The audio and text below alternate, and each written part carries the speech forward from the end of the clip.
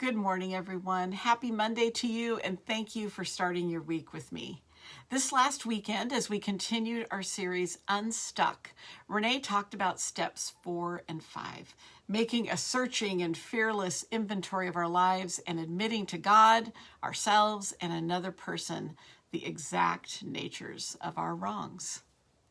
Recently, in my own life, motivated by high grocery prices and sick of having the moment at my house where I realized I bought something that I already had, I decided to let technology help me. And I downloaded an app that helped me scan and inventory all the items in my kitchen and my fridge.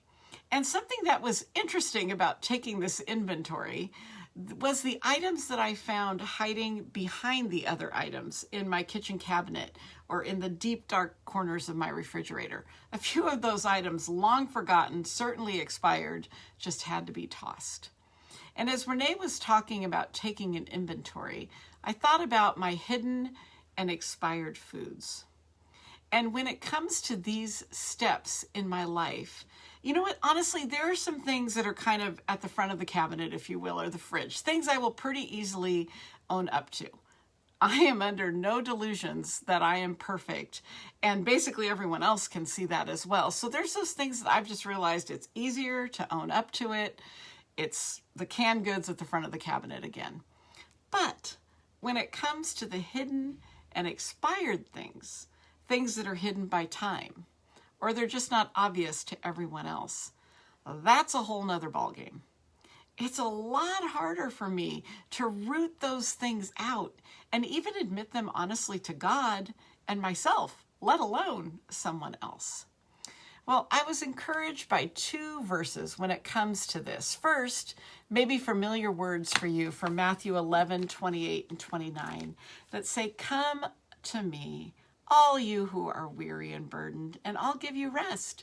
Take my yoke upon you and learn from me," Jesus says, "for I am gentle and humble in heart, and you will find rest for your souls." And I love these verses for a lot of reasons, but in this context, because they remind me the nature of the God I'm admitting my wrongs to. This God is inviting me to rest. He's inviting us to unburden ourselves and our cares. No matter how heavy, old, or expired that thing is, bring it to Jesus. And the second verse is Galatians 6:2 that says, "Carry each other's burdens, and in this way you will fulfill the law of Christ." We are not designed to live this life alone. There is so much power in community. That's one of the reasons we weekly provide connection points for you at TLC. Not because we just want to fill your calendar, but because I know, because I've experienced it, change happens in community. And what's heavy and hidden for me may not be heavy for you.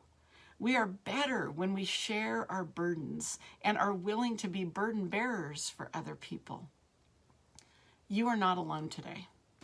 The ultimate burden bearer, Jesus, is with you. He says, "Bring it all to me. Cast all your cares on him." He walks with you and is the source of all strength and change in each of us. Bring him the hidden and expired items today. Ask for his help and pray that you'll be a burden bearer for others and that God will bring burden bearers into your life to walk this journey with you. Well, blessings as you start your week. I look forward to seeing you in church this weekend or maybe at the Giants game on Wednesday.